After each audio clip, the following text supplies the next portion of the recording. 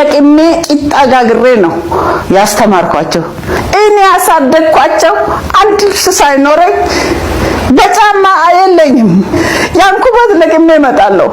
ያንን አስቀምጬ ተነስቼ ደግሞ ለገበያ ያንን አስፈጭቼ እመጣለሁ።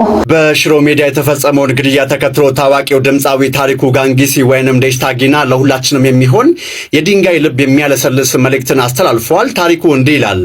ጎረቤት ጠላት አይደለም፣ እሱም እንዳንተ በኑሮ ውድነት የሚቃጠል የሰላም ጥማት ያለው ወንድም ነው ብለዋል።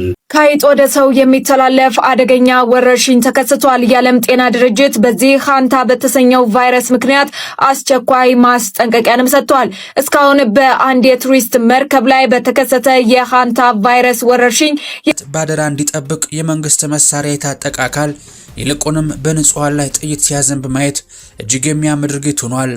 ይህ ሁኔታ ብዙዎችን ጠባቂው ገዳይ ከሆነ ማንን ሰላም የተከበራችሁ ነው የተወደዳችሁ የቻናል ቤተሰቦች ኢትዮጵያውያን ኤርትራውያን ወንድሞቼ በአገር ውስጥም በውጭም ያላችሁ ከጥቂት ቀናት እንግዲህ መተፋፋት በኋላ በድጋሚ ተመልሼ መጥቻለሁ። ቪዲዮ ላይክ ማድረግ እንዲሁም ለቻናሉ አዲስ ሆናችሁና የዚህ ቻናል ቤተሰብ ያላችሁ ቻናሉን ሰብስክራይብ በማድረግ የዚህ ቻናል ቤተሰብ መሆን በፍጹም እንዳይረሳ። ቪዲዮዎቹ ላይ ያላችሁን ማንኛውም ሐሳብ አስተያየት ወንድማዊ ታይ ምክራችሁን ኮሜንት ሴክሽን ላይ ማጋራትም እንዳትረሱ። ምክንያቱም ነገ ጥሩ የተሻሉ ማራኪ ስራዎችን ይዤ እንድመጣ ስለሚያግዙኝ ማለት ነው። ወደ ቪዲዮዎቹ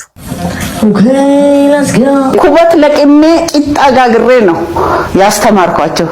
እኔ ያሳደግኳቸው አንድ ልብስ ሳይኖረኝ በጫማ አይለኝም። ያንኩበት ለቅሜ እመጣለሁ።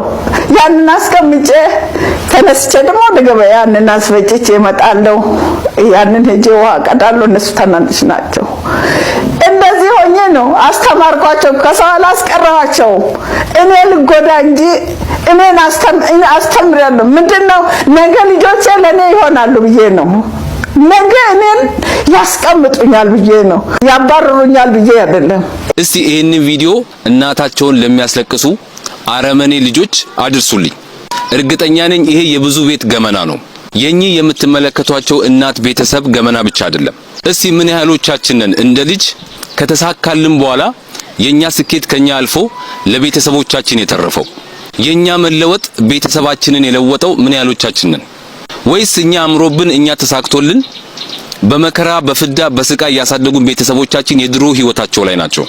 እርግጠኛ ነኝ ጥቂት ብትሆኑም አላችሁ። የእናት ያባታችሁን ውለታ ረስታችሁ እናንተ አምሮባችሁ እናንተ ተለውጣችሁ፣ ነገር ግን የእናንተ ማማር የእናንተ መለወጥ ቤተሰቦቻችሁን ያለወጠ።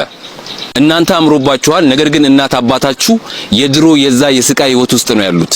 የእናንተ እንደ ልጅ ስኬታማ መሆን መለወጥ ቤተሰቦቻችሁን ያለወጠ። ይኸውላችሁ እንደ ልጅ የኛ ስኬታማ መሆን ጥሩ ደረጃ ላይ መድረስ ቤተሰቦቻችንን እናት አባቶቻችንን ባይጠቅም እንኳን የለቅሷቸው የሐዘናቸው ምክንያት እንኳን ቢያንስ አንሁን። እንደ ልጅ ምንም አይነት ስኬት ላይ የደረስነው እታች ቤተሰቦቻችን በከፈሉልን ውለታ ነው።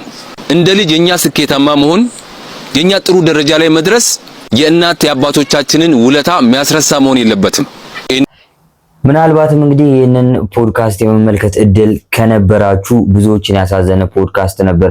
እንዴት እናት በዚህ ልክ ትበደላለች? እንደዚህ ስቃዩን አይታ ባሳደገች። እንግዲህ የሁላችንም እናቶች አባቶች እኛን እዚህ ጋር ለማድረስ የሆነ የከፈሉት ሳክሪፋይ ያደረጉት ነገር አለ። ጊዜያቸው፣ እድሜያቸው እነሱ እየፈለጉ እንግዲህ ለኛ ያደረጉት ነገር ብቻ በአጠቃላይ የነሱን ህይወት፣ የነሱን እድሜ፣ የነሱን ወጣትነት ለኛ ሰጥተዋልና በእናትና በአባት እንደዚህ አይነት ግፍ ማድረጉ መጥፎ ነው።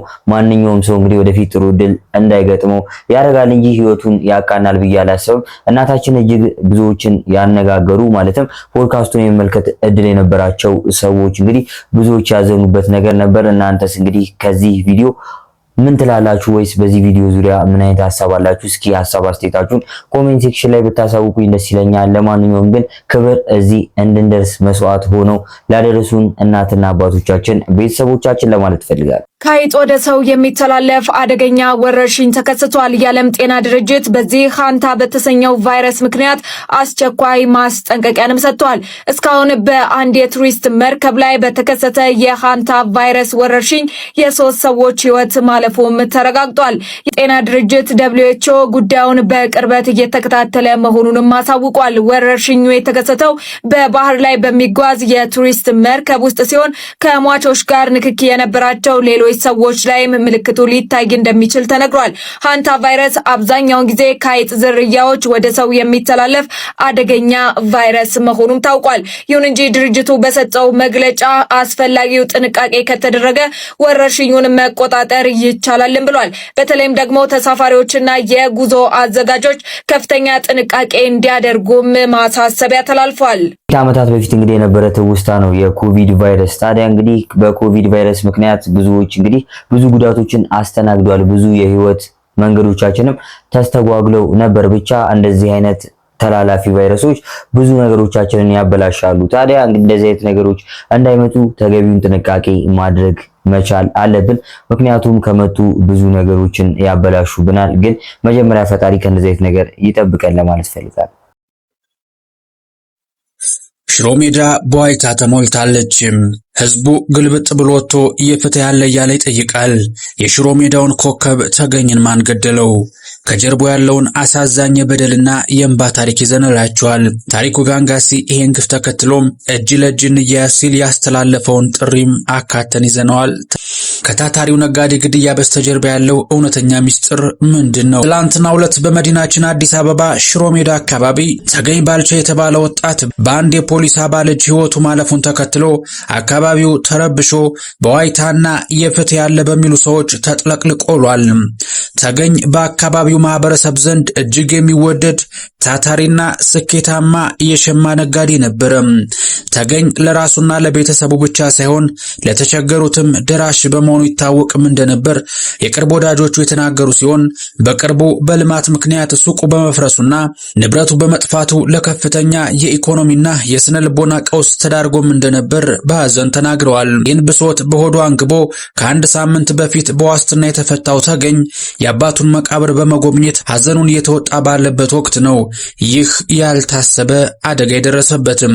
ፖሊስ በክላሽንኮቭ ጠመንጃ 4 ጥይቶችን በዚህ ምስኪን በተገኝ ላይ በማርከፍከፍ ህይወቱ ወዲያውኑ እንዲያልፍ አድርጓል። የአዲስ አበባ ፖሊስም ድርጊቱን ፍጹም ተቀባይነት የሌለው ኢሰብአዊ ድርጊት ሲል አውግዞ ገዳዩን የፖሊስ አባል በቁጥጥር ስር አውሏል። እንደ ፖሊስ ማብራሪያ ከሆነ ሟች ከመኪና ወርዶ ወደ ጣቢያ አልገባም በማለቱ በተፈጠረ ግብግብ ግድያው በፖሊስ ጣቢያ በር ላይ በግፍ ሊፈጸም ችሏል።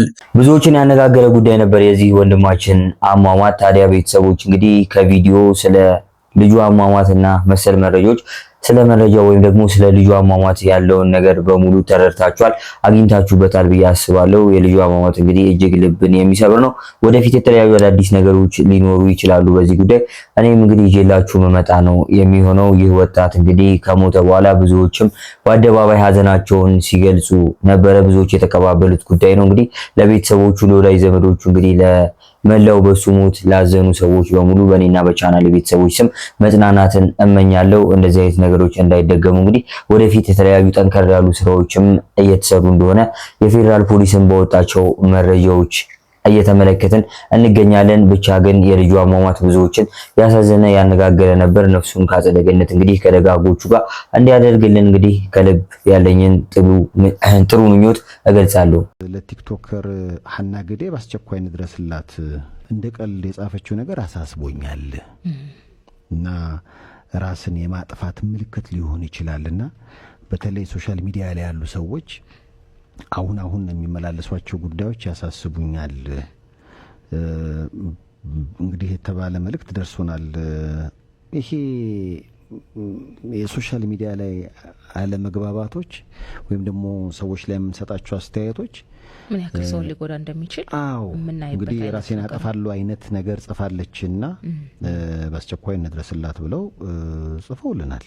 ታራዋክ ራሷ ጽፋ ባለጌው ደስ ይበለው ብዬ ነው። እኔም በጊዜ ከጌታዬ ጋር መሆኔ ይሻለኛል። እዛ እንደውም እህቴም ወንድሜም ይጠብቁኛል። እኔም ናፍቀውኛል። ከቦኒ ጋር ሆነን እንጸልይላችኋለን እና ዘና ብላችሁ ኑሩ፣ ይስፋችሁ አበቦቼ ብላን የላከችው ነው የሚለው። እንግዲህ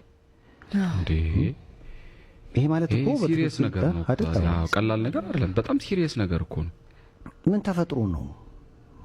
ሰሞኑን እንደዚህ አይነት የማህበራዊ ሚዲያ ምልልሶች አሉና ግን እዚህ የሚደርስ ከሆነ በጣም ከባድ ነው ማለት ነው።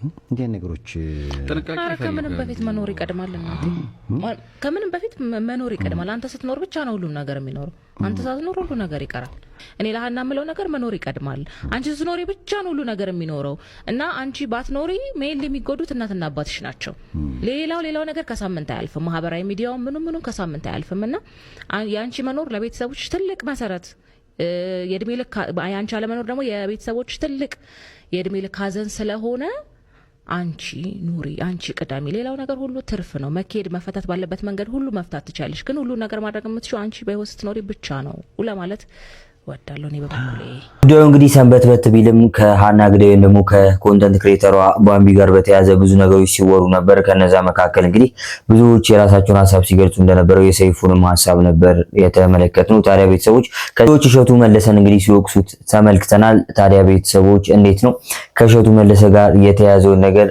አብዛኞቹ ከሃይማኖት አንፃር አልተረዱትም ነበር እኔንም ጭምር ማለት ነው እሱም ያጠፋው ነገር አለ አሁን ሙሉ ለሙሉ ልክ ነው እያልኩኝ እንዳልሆነ እንድትረዱልኝ እፈልጋለሁ አንድ ወንድማችን ያነሳው ሐሳብ ግን ያብዛኞቻችንን እንግዲህ ሐሳብ ጠቅልል ያደርጋል ብዬ አሰብኩኝ ደግሞ አብዛኞቻችንን ያስማማናል ከዚህ ከስፒሪቹዋል ወይም ደግሞ ከሃይማኖቱ ሐሳብ ጋር በተያያዘ ብዬ አሰብኩኝና ብንመለከተው ምን ትላላችሁ እስኪ ከተመለከትን በኋላ ሐሳብ አስተያየታችሁን የምትገልጹ ነው የሚሆነው ወደ ቪዲዮ ኃጢአትን መስራትና ኃጢአትን መስበክ ይለያያል። እሸቱ እንደዚህ ልኩ ነው የማያውቅም። ነገር ግን በመንፈሳዊ ኮንቴንት ላይ የምትቀሳቀሱ ብዙዎቻችሁ የቤተክርስቲያን ተቃራኒ ሆናችሁ የቤተክርስቲያን ስርዓት ይጥፋ ማንም ሰው እንደፈለገ ይሆን ብቻ ግለሰቡ ጤነኛና የተከበረ ግለሰብ ይሆን አይነካብን ብላችሁ ለግለሰቡ ያሰባችሁ መስላችሁ ራሳችሁን ስደምቁ ብዙዎቻችሁ ተመለከትኩ። እናንተንም ስመለከት አንድ ነገር ትዝ አለኝ። አንድ ሰባኪ ነበርና አውደ ምሕረት ላይ ቆሞ ቅዳሴ አቋርጦ መግባት እንጂ አቋርጦ መውጣት አይቻልም ብሎ ሲሰብክ ሰሙት። ነገር ግን ቅዳሴ ላይ አንድ ሰው ቅዳሴ ከገባ በኋላ ካመመው ደም ከደማው ነስር ከመጣው ቅዳሴ አቋርጦ እንዲወጣ ይፈቀድለታል። ነገር ግን ማንም ሰው ቅዳሴ ከተጀመረ ጀምሮ ቅዳሴ አቋርጦ እንዲገባ አይፈቀድለትም።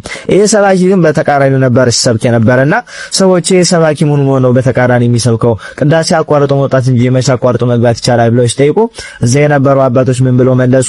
ይሄ ሰባኪ እንቅልፋም ነው።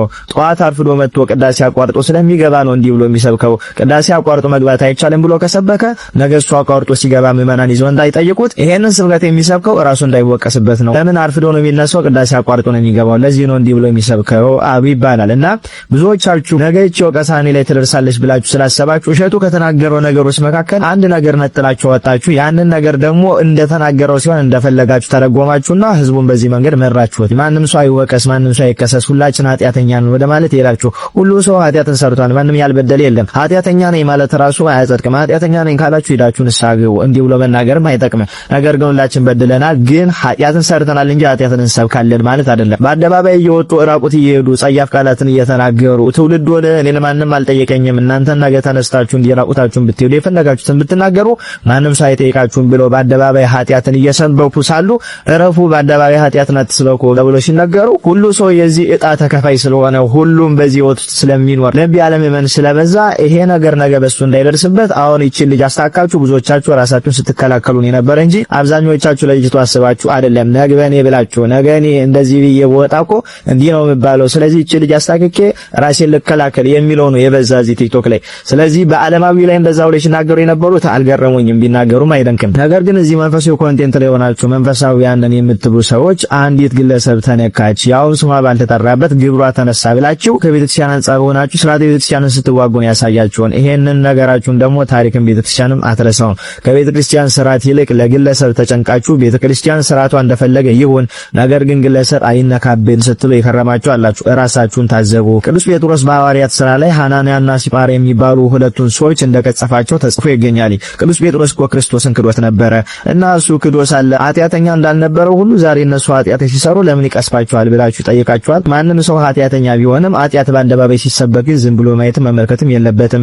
ጌታችን መድኃኒታችን ኢየሱስ ክርስቶስ ከነዚህ ከሚያምኑት መካከል አንዱን ከሚያሰናክል የወፍጮ ድንጋይ በአንገቱ ተንጠልጥሎ ወደ ጥልቁ ይወርድ ይሻላል ብሎ የተናገረው ለዚህ ነው። ቅዱስ ጳውሎስም ደግሞ ክፋትን የሚሰሩትን በአደባባይ ገስጿቸው ብሎ እየተናገረ እናንተ ግን አራራራ ቅዱስ ጳውሎስም ይናገር ጌታችንም ይናገር ብቻ እኛ ከመጽሐፍ ቅዱስ ራሳችንን የምንከላከልበት ብቻ ልክ አይደለም ብላችሁ ስትከራከሩ ወይ ከረማችሁ መንፈሳዊ ኮንቴንት ላይ የምትሰሩ ብዙ ነበራችሁ፣ ታሳፍራላችሁ። ከናንተ መካከል ከምንፍቅና ተመልሶ 6 ወር 1 ዓመት እንኳን ሳይሞላው መናፍቃንን አብራችሁ ሲከራከር የነበረ አንድ ወንድም አላችሁና እሱ እንደ ስርዓተ ቤተክርስቲያን መቼ ተምሮ መቼ አውቆ ነው መጥቶ መናፍቃንን ሊከራከር የደፈረው? ያ ያንን ሲያደርግ እንኳን ከእናንተ መካከል አንድ ስርዓት የሚያውቅ እንኳን የለም። ብድግ ብላችሁ እናንተን ደግፈው እሱ መናፍቃንን ስለተከራከረ ብቻ ልክ ነው ብላችሁ ልክ እንደሆነ አድርጋችሁ አስቀጠላችሁት። ከእናንተ መካከል አሁን ስርዓትን ቢጥስ አንድ ሰው ጓደኛችሁ ስለሆነ ልትናገሩት ትደፍራላችሁ? አታደርጉትም። ከስርዓት ቤተክርስቲያን ጓደኛችሁ ስለሚበልጥባችሁ ስለ ጓደኛችሁ ነው ሽንጣችሁን ገተራችሁ መታችሁ የምትከራከሩት። ስለዚህ ከጓደኛ ከቤተሰብም ከምንም ቤተክርስቲያን ትቀድማለች። ከሁሉ የእግዚአብሔር ፍቅር ይበልጣል። ይሄንን እወቁ። ከቤተክርስቲያን ጎን እንጂ ከግለሰብ ጎን ሆናችሁ ቤተክርስቲያንን ነቅፋችሁ ግለሰብን አትደግፉ። ለራሳችሁ የሚመቻችሁን የመጽሐፍ ቅዱስ ቃል አውጥታችሁ ስርዓተ ቤተክርስቲያንን እየጣሳችሁ አትናገሩ። በዚህች ልጅ ሽፋን አድርጋችሁ እንደሷ አይነቷን ብዙ ነው ስትደግፉ የነበረ። ኃጢአት እንሰራለን፣ ኃጢአተኞች ነን፣ ግን በአደባባይ ኃጢአትን አንሰብክም። ይሄንን ያዙት። ኃጢአትን የሚሰብኩትን በግለሰብ ስም እየጠራን እንነቅፋለን፣ እንወቅሳለን። ኃጢአተኞች ነን በግላችን ለማንም አርያ አንሆንም። በዛ ኃጢአታችን ከንስሐ አባታችን ጋር እንጨርሳለን። ክርስትና ማለት ይሄ ነው እንጂ ማንም ሰው ተነስቶ ገሌ እንዲያደረገ ብሎ ቤተክርስቲያንን ደግፎ ሲናገር አንተ ማን ስለሆንክ ነው? አትፍረድ፣ ይፈረድብሃል። ኃጢአት የሌለበት ቢኖር ይውገራት ብሏል ጌታችን እያላችሁ እውነትን የሚናገረውን ሰው ማሸማቀቅ ጀመራችሁ። ከዚህም በኋላ ማንም ሰው ወጥቶ ቢያጠፋው እኮ አፉ ሞልቶ ያንን ሰው የሚወቅስ ሰው እንዳይኖር እያደረጋችሁ እኮ ነው። ማንም ሰው ያጥፋ፣ ማንም ሰው ይበድል፣ ማንም ሰው ግን እንዳይናገረው እያደረጋችሁ ነው። አስተውሉ። ስርዓተ ቤተክርስቲያንን ተማሩ። መጽሐፍ ቅዱስን ብቻ አንብቦ ከመናፍቃን ጋር መከራከር አያጸድቅም። ይልቅስ እግዚአብሔር የሥርዓት አምላክ ነው። ስርዓቱን ጠብቁለት፣ አስጠብቁለት። ከሁሉ የእግዚአብሔር ፍቅር ይበልጣል። መጀመሪያ ፍቅረ ቢጽ ሳይሆን ፍቅረ እግዚአብሔር ነው የሚበልጠው። ከባልንጀራ ፍቅር የእግዚአብሔር ፍቅር ይበልጣል። ይሄንን አስተካክላችሁ ለመረዳት ሞክሩ። እግዚአብሔርን ደግፋችሁ ነው ባልንጀራችሁን የምትደግፉት እንጂ የእግዚአብሔርን ሕግ እየነቀፋችሁ ባልንጀራችሁን መደገፍ አይጠበቅባችሁም። አንዳንዶቻችሁ ደግሞ የሚገርመው ነገር ምንም ስለ ቪዲዮ ምንም አይነት እውቅና ሳይኖራችሁ ሙሉን ነገር ሳትመለከቱት ቲክቶክ ላይ የተቀነጨበ ነገር ወስዳችሁ ቪዲዮ ቀድማችሁ ሰራችሁና ኋላ ግን አንድ ሐሳቤን ተናግሬያለሁ ከምቀይር ብላችሁ ዝም ብላችሁ ስዘላብዱ የከረማችሁ ሰዎች አላችሁ። ቪዲዮ ሰርታችሁ ስተት ከሆነ ወጣችሁ ይቅርታ ጠይቃችሁ ትክክለኛውን ነገር ለመናገር ሞክሩ እንጂ ካፈርኩ አይመልሰኝ ብላችሁ ልባችሁን አደንድናችሁ ስርዓተ ቤተክርስቲያን ይጣስ ብላችሁ አፋችሁ ሞልታችሁ እያወራችሁ አትቀጥሉ። ይሄ አያዋጣችሁምና ኮፒ ሊንክ፣ ሼር፣ ሪፖስት ያደረጋችሁ ለሚዳረሰው አካል አዳርሱልኝ። ኢንሲራል ቲዩብን ገብታችሁ ሰብስክራይብ አድርጉ። ይቆያል። ቤተሰቦች እንግዲህ በቪዲዮ ላይ ያላችሁን ማንኛውም ሀሳብ አስተያየት ኮሜንት ሴክሽን ላይ ብታጋሩ ጥሩ ነው። ከልዩ ወጣ ያለ ሀሳብ ካላችሁ ለዛሬ ይዤላችሁ የመጣኋቸው ቪዲዮዎች እነዚህ ይመስሉ ነበረ። ቪዲዮቹን እንደወደዳችኋቸው አልጠራጠርም። ቻናሉን እንግዲህ ሰብስክራይብ ማድረግ፣ ቪዲዮውን ላይክ ማድረግ እንዳይረሳ። በቪዲዮቹ ላይ ያላችሁን ማንኛውም ሀሳብ አስተያየት ወንድማዊ ታይምክራችሁን ኮሜንት ሴክሽን ላይ አጋሩኝ። በቀጣይ ጥሩ የተሻሉ ማራኪ ስራዎችን ይዤ እንድመጣ ማለት ነው። ለዛሬ የነበረን ቆይታ እጅግ አመሰግናለሁ። በቀጣይ ባሪ ስራዎች ከምንገናኝ መልካም ጊዜ። ቴንኪው። ይመቻችሁ።